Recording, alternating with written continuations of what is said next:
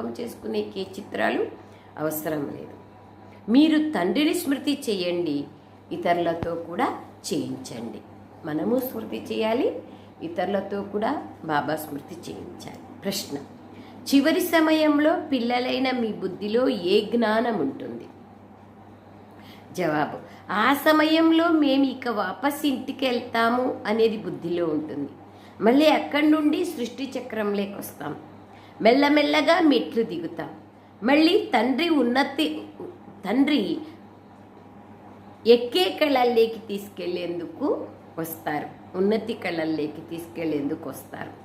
మొదట మనం సూర్యవంశంలో ఉండేవాళ్ళం, తర్వాత చంద్రవంశంలోకి వస్తామని మీకు తెలుసు. ఇందులో చిత్రాల అవసరం ఏముంది? బాబా అంటున్నారు, మన గురించి మనం తెలుసుకోవడంలో చిత్రాల యొక్క అవసరం ఏముంది? సృష్టి చక్రము 84 జన్మల యొక్క చరిత్రను తెలుసుకోవడంలో చిత్రాల యొక్క అవసరం ఏముంది అంటున్నారు బాబా. ఇతరులకు చెప్పాలంటే చిత్రాల అవసరం, కానీ స్వయం స్మృతి చేయటానికి బుద్ధి రూపీ నేత్రం ద్వారా ఆ చిత్రాన్ని చూస్తూ ఉండడమే కదా.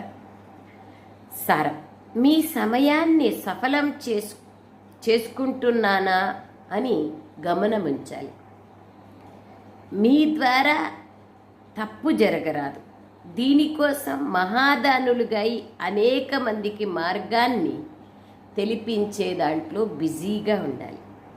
మహాదానులుగా కావాలి. మహాదానులుగా అనేక మందికి బాబా యొక్క మార్గాన్ని తెలిపించే దాంట్లో బిజీగా ఉండాలి. మీ శ్రేష్ట అదృష్టాన్ని తయారు చేసుకునేందుకు యజమాని పైన బాబా అంటున్నారు, యజమాని ఎవరు? శివబాబా. వారిపైన సర్వస్వాన్ని సఫలం చేసుకోవాలి. ఆత్మిక విశ్వవిద్యాలయాన్ని తెరవాలి. వరదానం: అత్యున్నతమైన తండ్రిని ప్రత్యక్షం చేసే శుభమైన మరియు శ్రేష్ట కర్మధారిగా కండి. స్లోగన్: ఆత్మీయత యొక్క అర్థం కళ్ళల్లో పవిత్రత యొక్క ప్రకాశం మరియు ముఖంలో పవిత్రత యొక్క చిరునవ్వు ఉండాలి. అదే ఆత్మీయత. ఓం శాంతి. పిల్లలు ఆత్మాభిమానులుగా కూర్చున్నారా?